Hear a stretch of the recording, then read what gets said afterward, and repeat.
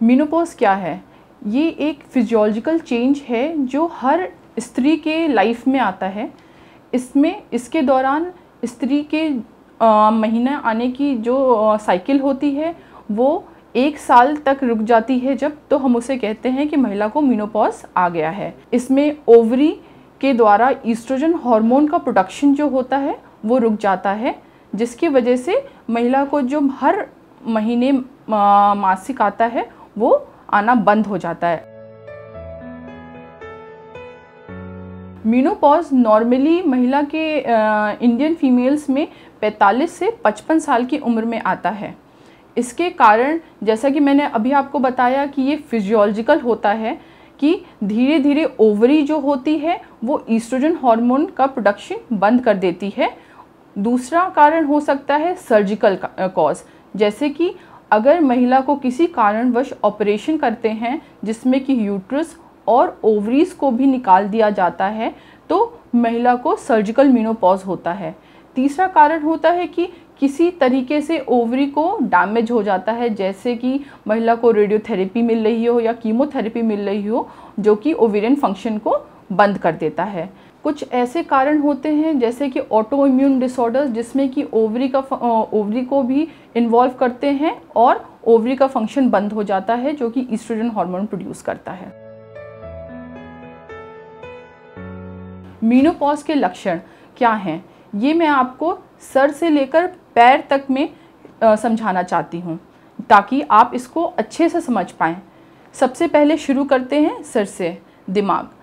Menopause में जैसे oestrogen hormone की कमी होने लगती है, दिमाग पे इसका असर आता है, जिससे महिला को डिप्रेशन, एंजाइटी, गर्मी लगना, हॉट फ्लशेस होना, नींद ना आना, ऐसी दिक्कतें आने लगती हैं। दूसरी चीज़, नीचे चलते हैं, जैसे स्किन है। स्किन में महिला की स्किन जो होती है, चमड़ी, वो पतली होने लगती है, उसमें रूखापन आ जाता है, झुर्रियाँ आने लगती हैं महिला जो है, जिसकी वजह से उसको बुढ़ापे का लुक आता है।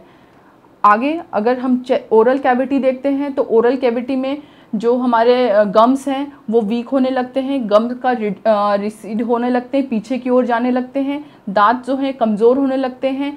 जो मुंह के अच्छे बैक्टीरिया होते हैं उनमें चेंजेस आते हैं, जिसके वजह से हमें कैविटीज़ होने की प्रॉब्लम हो सकती है। फिर आगे चलते हैं तो थायराइड ग्लैंड की फंक्शन में कमी आने लगती है, जिसकी वजह से मेनोपॉज में हाइपोथायराइडिज्म की दिक्कत हो सकती है।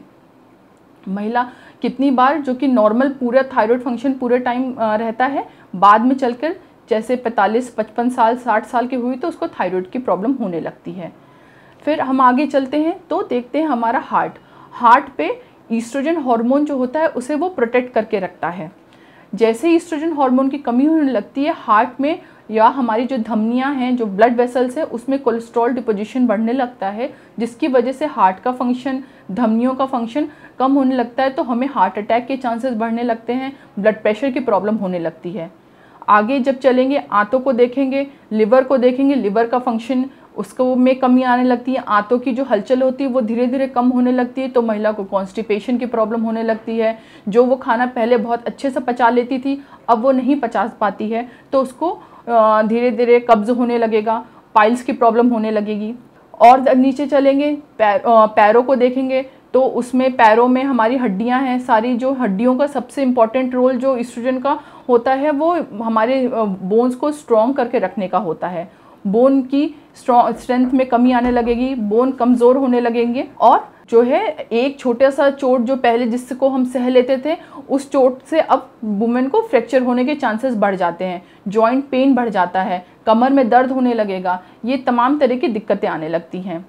अगर हम योनि पे जाएंगे तो ओवरीज और यूट्रस को देखेंगे तो उनका साइज़ छोटा होने लगता है।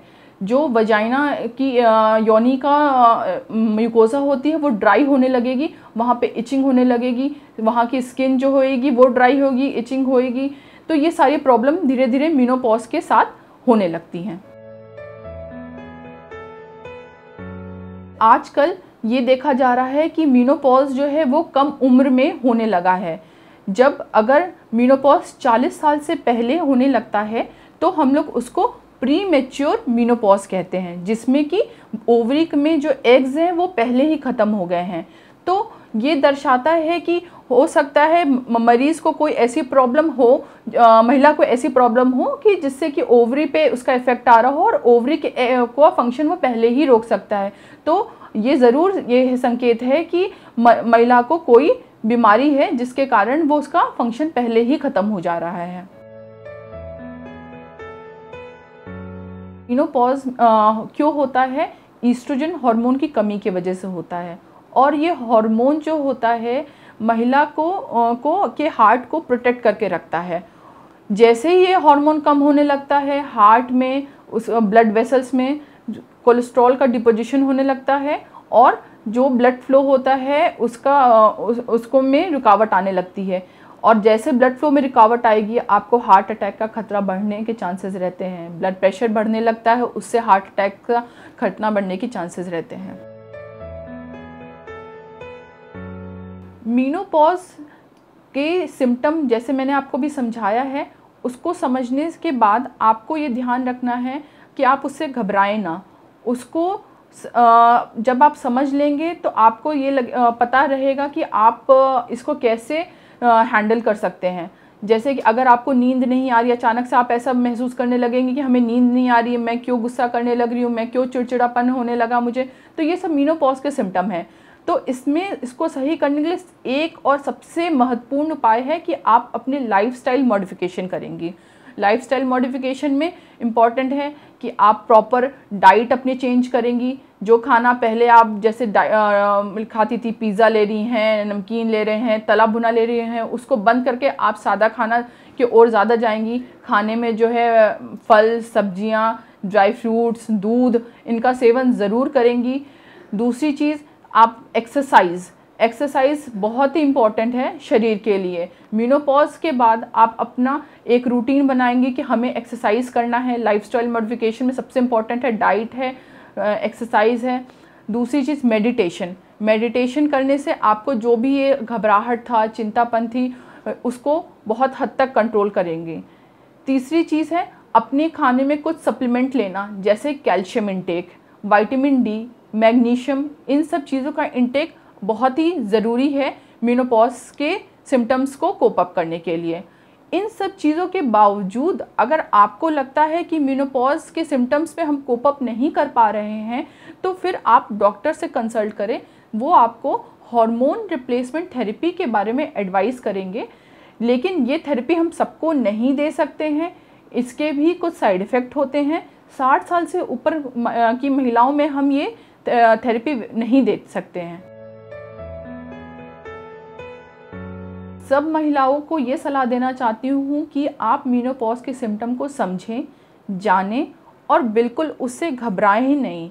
जो भी चीज़ें होती हैं, ज़्यादातर देखा गया है कि वो मीनोपॉज आने से कुछ दिन पहले और मीनोपॉज आने के 2 से 3 साल के अंदर तक सिम्टम अपने आप ही ख़त्म हो जाते हैं। बॉडी धीरे धीरे अपने आप को एक्लिमेटाइज करती है कि ईस्ट्रोजन अब नहीं है तो हम कैसे रहें। तो उनको से घबराएं नहीं।